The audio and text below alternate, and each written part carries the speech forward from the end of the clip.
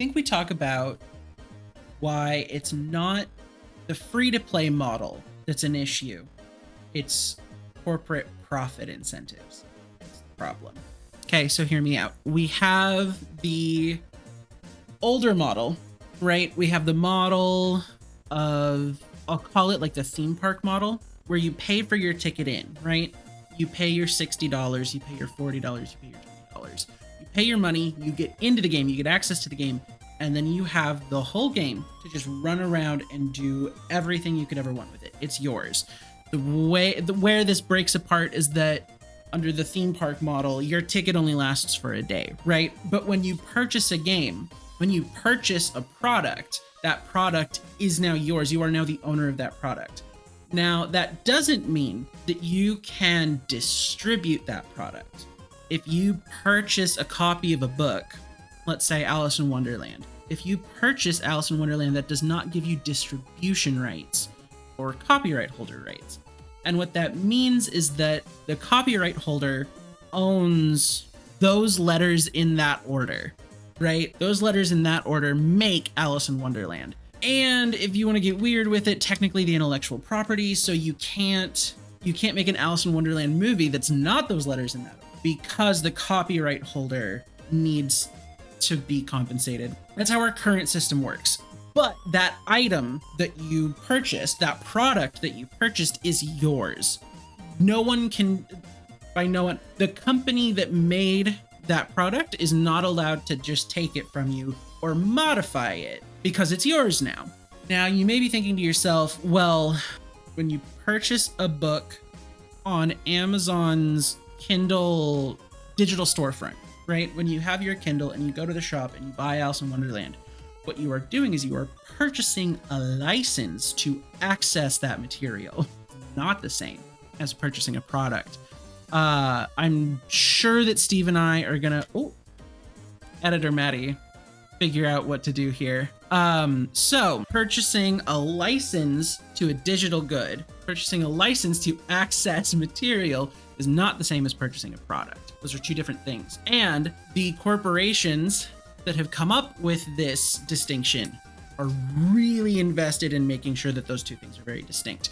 Because if you're thinking like a business, and you can even think in your own self-interest for a second, and if you think that if I make something like a pickaxe, right? I can sell you a pickaxe for $50, but now that I've got the $50, I'm down a whole pickaxe, and you're not going to pay me again until maybe you need another pickaxe, but you can buy it from someone else. So the golden goose of making money is doing nothing and getting paid for it. So you could do something like a subscription model to the pickaxe, right? So now you have income over time, or like more of a passive income is what like finance bros would call it. But they're not talking necessarily about a pickaxe subscription model. They're talking about day trading or something like that. Any sort of passive income is typically a scam, but everyone involved just hasn't figured it out yet. So the golden goose of it is to get people to continue paying you after you've given them something. One example of this is insurance, where every month, let's talk car insurance. In the United States, you're not allowed to own a vehicle and operate that vehicle on the roads without it being insured, right? So it is a legally necessary component of owning a car. And so with that, the insurance company, 99% of the time, isn't doing anything. You're just giving them money, right? Which is awesome. There's no product that they're selling, so there's no bill of materials, there's no price that they're paying to get materials and then distribute them to you. And they don't, like, they do have to pay for labor, but that's like administrative labor, and they basically just get to sit there the whole time. So there's some overhead there. Then let's say you do get into a car accident, right? And now they do have to do something. They have to figure out how much money they're going to be giving the person that you got into an accident with, or how much money that you are going to be getting based off of the accident, which is interesting because that means that they need to find who's liable but they are not a government entity. So that's really fun and interesting because now they have a conflict of interest because they have a profit incentive to make sure that they don't pay any money. So they're usually going to they're going to do everything they can to make sure that they don't have to pay out. And that doesn't mean that you don't have to pay out. It means that they don't have to pay out. So there's all sorts of conflict of interest involved there. And it's entirely because of a profit incentive. Because their incentive isn't to make sure, because the perfectly spherical cow in a vacuum type thing we're working with here is that an insurance company, you're paying them money over time so that when you need a lot of money quickly, you can get that money from them because you've been paying it over time. Not too dissimilar from a bank, but the power of insurance comes down to how many people are in the pot. I know this a lot better from medical insurance as opposed to car insurance, so we're just gonna have to pivot real quick. When it comes to medical insurance, if there's a lot of people in the pot, let's say there's 100 people in the pot paying $10 a month. I know we're in Fantasyland. If there's 100 people in the pot paying $10 a month, that is $1,000 a month. Yeah, $1,000. I don't think I'm crazy. Editor Maddie will put up a thing if I'm crazy. That's $1,000 a month coming in. But not everyone needs medicine or to see a doctor. Not everyone's getting sick all at the same time. So what that means is that the person who is sick that month has access to a lot more money than they paid in, but they're not going to be sick all the time, hopefully. So that's the way that insurance is supposed to work. You're paying into a pot to pay for other people's stuff when they need it. And then when you need it, everyone's been paying into the pot. You hypothetically put in your fair share, and now you can access funds to pay for the things that you need. Right? That's kind of like the spherical cow in a vacuum ideal of insurance. The problem is if you make the organizing body around that insurance a business, their primary goal, their raison d'etre, the reason to exist, is to make profit. That's what all businesses are meant to do. Profit isn't a bad thing in a vacuum. The issue is that all businesses are incentivized to maximize their profits.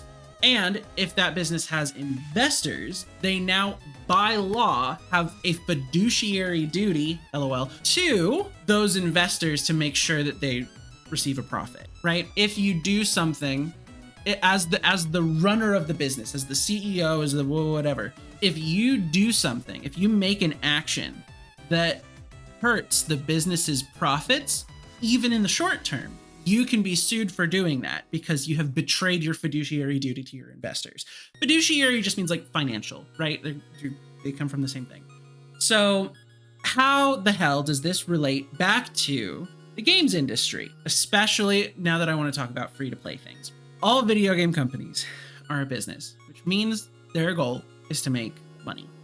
Their goal is to profit, because the more that they profit, the larger they can get, the more... That's literally it. Ideally, what that means to us as the consumer and the workers as the developers is that the more profit that they earn, the more ambitious they can get with their projects, and the more spectacular, the wider the scope, the deeper the concept of whatever game that they're making, right? Ideally, that's the gameplay loop, right? A company comes together, makes a product, brings it to market likes said product, gives company money, company makes more money than they put into making the product, company can then repeat, like rinse and repeat, right? Now we can make a bigger, better product, bring it to market likes it even more, gets company even more money, and repeat again. And that's a really cool idea. But companies do not exist to make cool things, companies exist to make money. And the things that get in the way of making money are paying for things.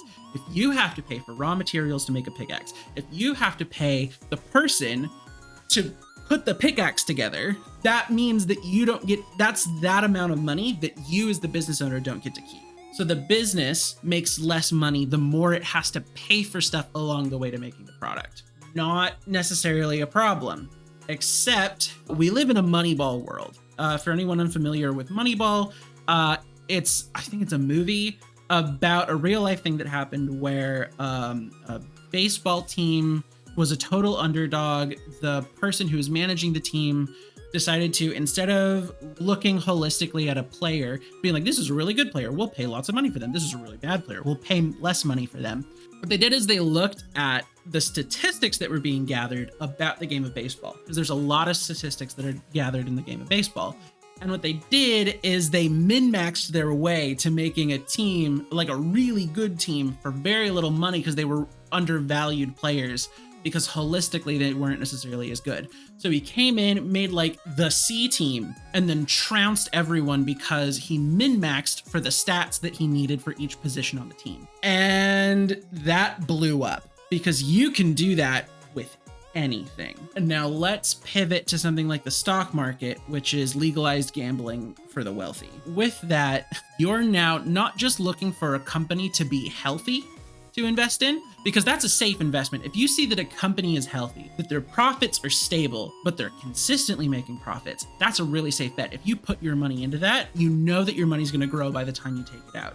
We're thinking years here.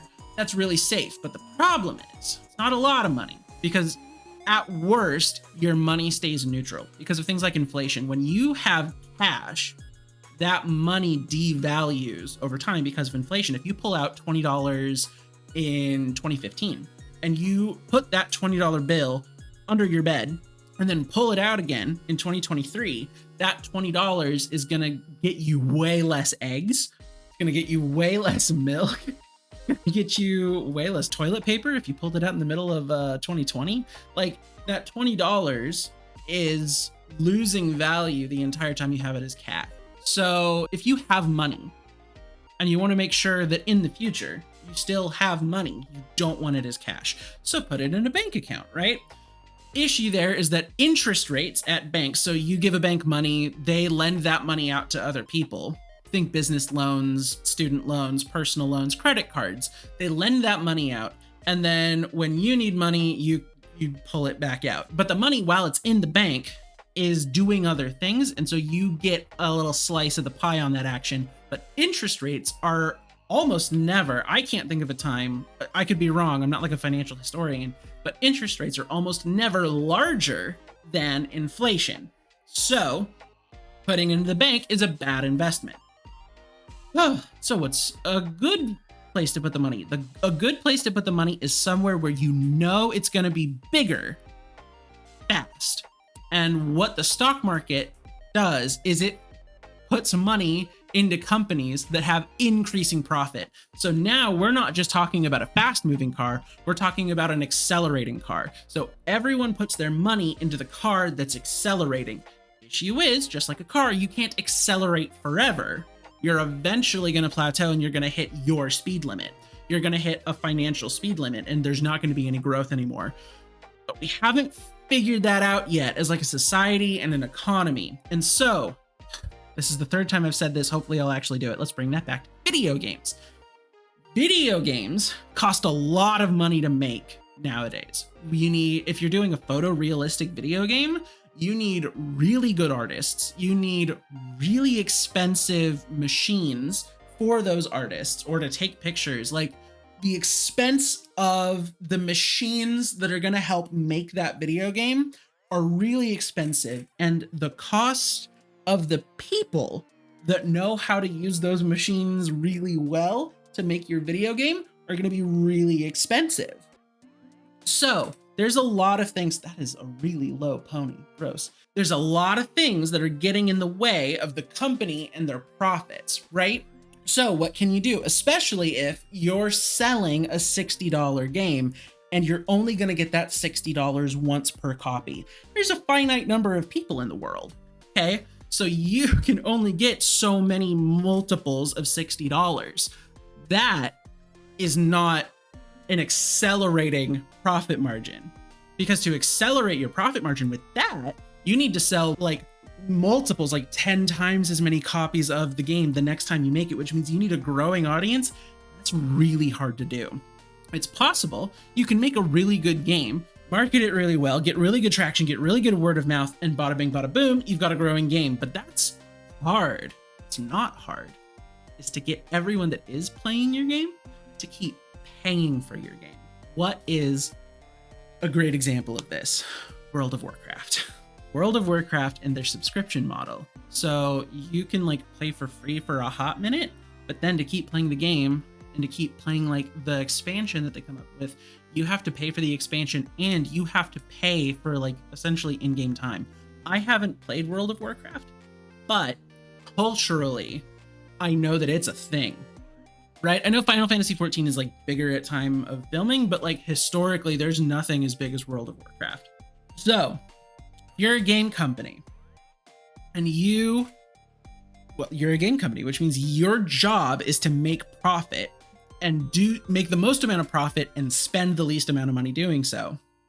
You can put 100 developers to work on a $60 game, like Pokemon, for instance.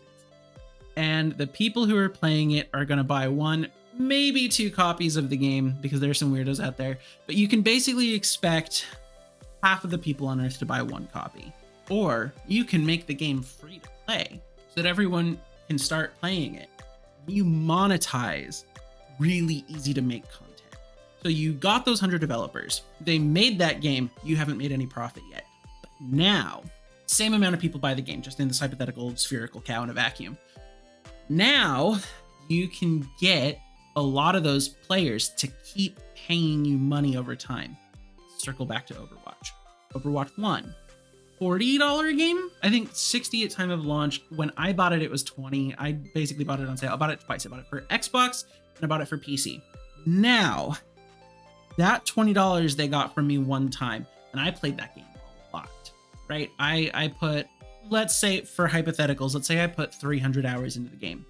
That's a great like cost to enjoyment ratio for me, the consumer. I paid $20 and I got hundreds of hours of enjoyment out of this, and I got to like play with friends. Awesome.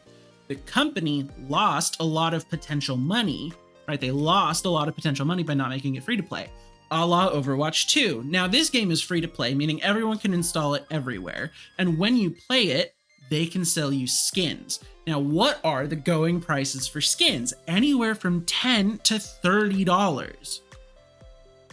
That's about the price of Overwatch 1. So now, even if, let's say you get a real like wallet pinching person like me to buy 1 skin a year over 3 years, and let's say I buy the like really cheap skins, like the $10 skins, I've now paid $30 for my 3 years with that game. And with Overwatch 1, I paid $20. So they've now increased their profit margin by selling you skins. Dude, skins are easy to make. Skins are way easier to make than a whole ass video game. Oh my God, you can go on Fiverr, get someone to make you a VTuber model, and then pay someone to make an alternate skin for that VTuber model. I guarantee you it's a lot less expensive to do that than to make a video game. Go find developers and pay them to make a video game. So much more expensive. And companies know this. They're moneyballing their way to higher profits, right? And not just higher profits, continually growing profits. That's the key. Because these publicly traded companies and even non-publicly traded companies, as long as you're a corporation, you have shareholders, which means you have a fiduciary duty to their profits.